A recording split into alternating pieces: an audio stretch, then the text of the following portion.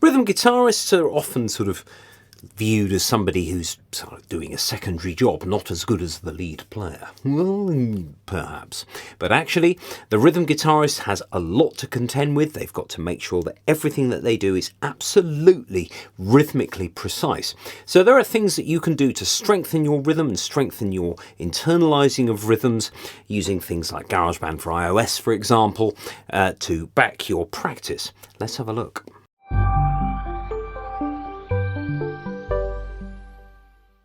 On your screen you can see I've got GarageBand for iOS open. I've got Kyle playing a very basic drum beat at a tempo of 72. It's quite slow.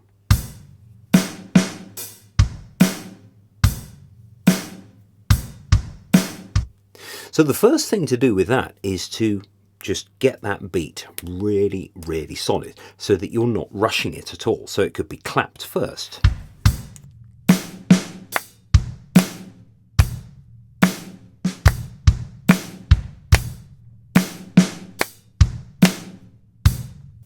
So everything that the drummer does that's a little bit more complicated, it still maps onto that beat.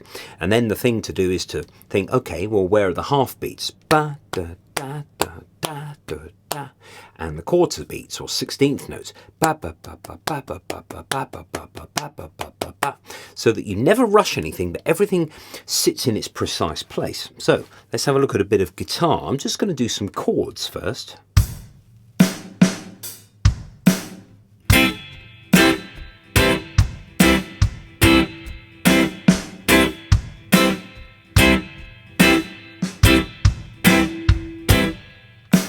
Now, notice that I'm doing all downstrokes at the moment, but between each of those chords, I'm trying to keep 16ths just going with my right hand.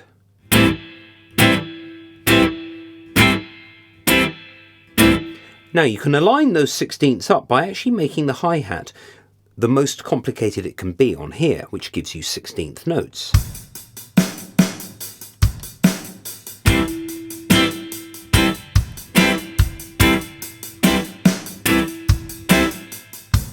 And the more 16th notes that you can hear on your drum rhythm, the easier it will be to place your guitar chords. It becomes even more difficult if you took those 16ths away and slowed the tempo down, for example. Let's do that. So the tempo at the moment is 72. Let's make it 50. Let's really, really make it hard. Take those hi-hats away to number 1 complexity, or the easiest.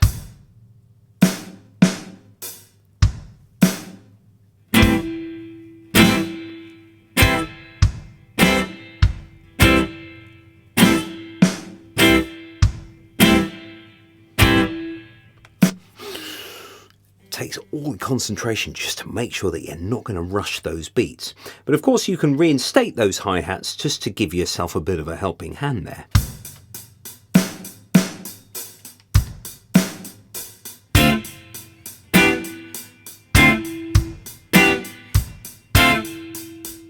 Etc.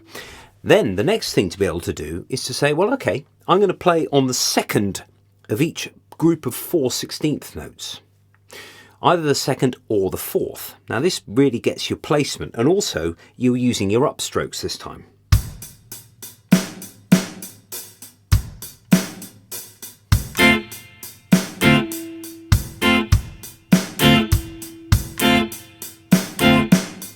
And then do it without those 16th hi-hats.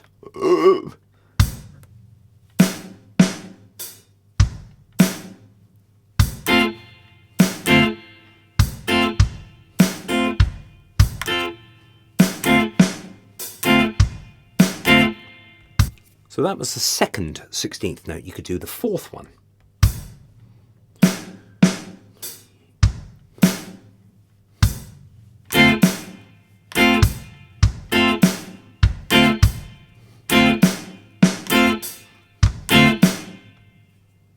Then you could do constant 16th, for example. You can also try swing 16th. If I set swing heavy 16ths and reinstated those hi-hats to the most complex, you'll hear that they swing now.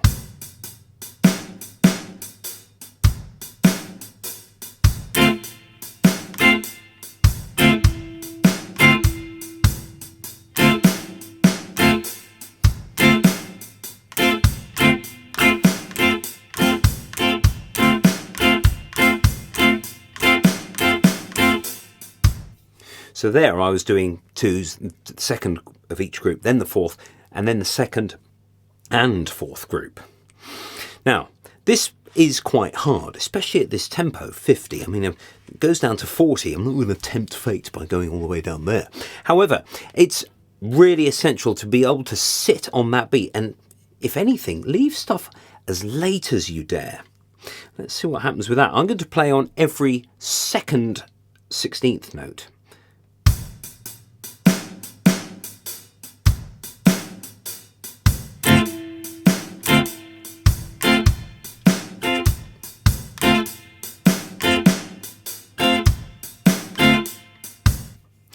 All this does, it makes you really home in on those drums, and you're also keeping that 16th quite loose in your right hand, and then just pressing down the chord firmly when you want that chord to sound. Now, I could actually do all the ghost notes in between, but you've got to be very careful. They're absolutely all there. Let's see what happens with that. We're still swing 16ths.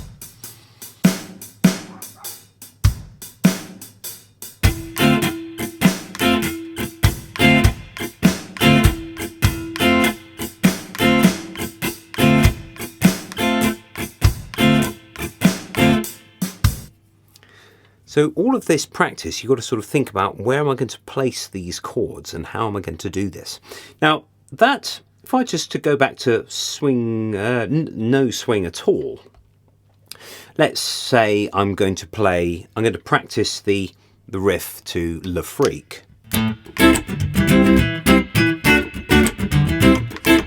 That sort of thing. I'm going to do it at this tempo so that you can hear where everything should come.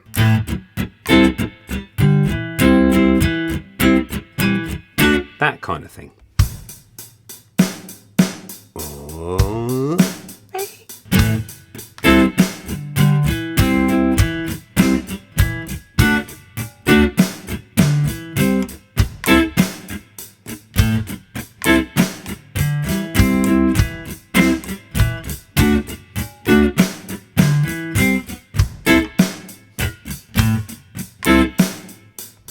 Now, this doesn't just apply to the sort of funk and soul music. This could apply to anything. It could be, you know, you're doing, I don't know, the chord sequence to Wonderwall.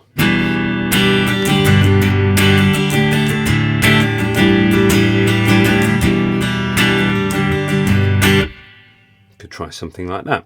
I'll speed it up ever so slightly, but because it's a little bit more of a natural rhythm to play, you're just constantly strumming.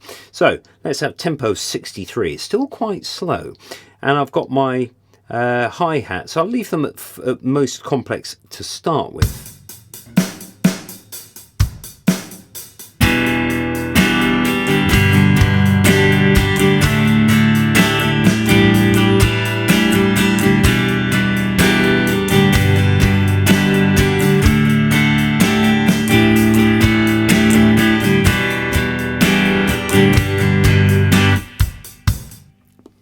You could even practice the solo riff to Johnny Be Good from this, but I'm sort of dealing more with rhythm guitar. Now, that's chords. Usually on a funk record, if we're looking at Pick Up the Pieces, for example, where you've got various 16th notes, like that. You basically just press the chord down when you want to hear a chord and lift it slightly so that your fingers are still on the strings to get the ghost note. You also have another line. If you listen to, I can't remember which channel the chords are on, whether it's the right or the left, but on the left hand side, I think, is the other line which does this.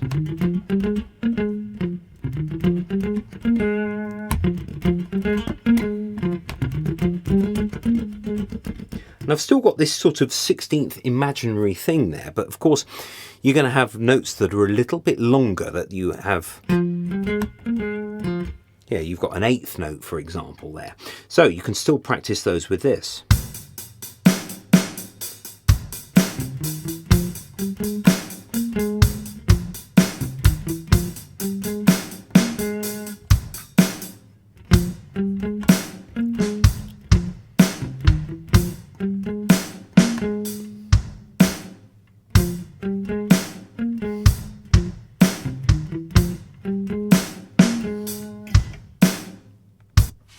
Now, the slower you play, the more you sort of appreciate what's in between the beats, because there's, well, with the hi-hat at complexity 1, there's nothing between those beats, the odd ghost snare, so that you've got to maintain that 16th. You've got to make it obvious.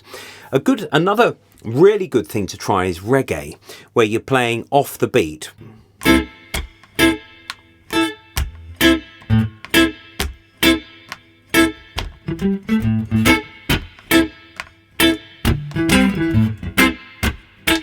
Where you're actually combining chords and rhythm lines. So if you're playing in a reggae trio, for example, you've got to be able to cover all of these bases, but it's all based on where those 16ths are, whether they're swing, and actually how swing they are as well. Swing's 16th light, you know.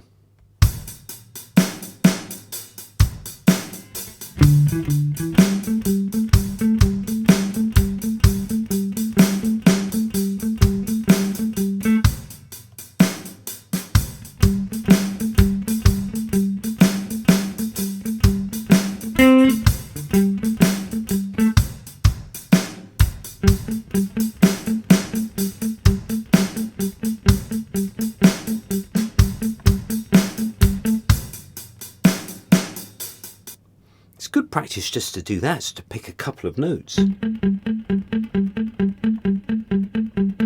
Try playing those slow 16ths, because when you speed everything up,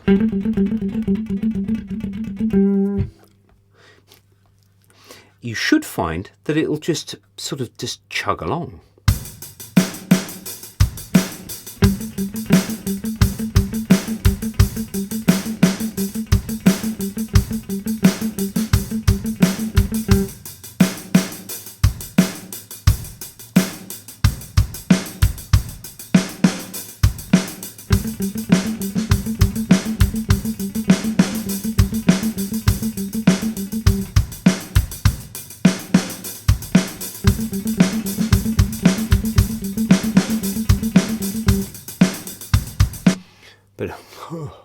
But even at faster tempos, you'll be able to still hear where those 16ths come, and they're never rushed. Even though they're faster, they're never rushed. They just pull them back from that beat. It's arguable, in my closing address, I would say that really the drummer is the engine of the band. The bass player has got the steering wheel. The bass player is kind of in control. Everything else just falls in with that. So it's really important as a rhythm guitarist to be aware of the bass and the drums. Sure, you're playing for the song, you're playing for the vocalist and your dynamic range and what sound you use and all of that. Of course, that's really important. But ultimately, you've got to make sure that you hang off that drummer and bass player who are driving that groove along. So there we are.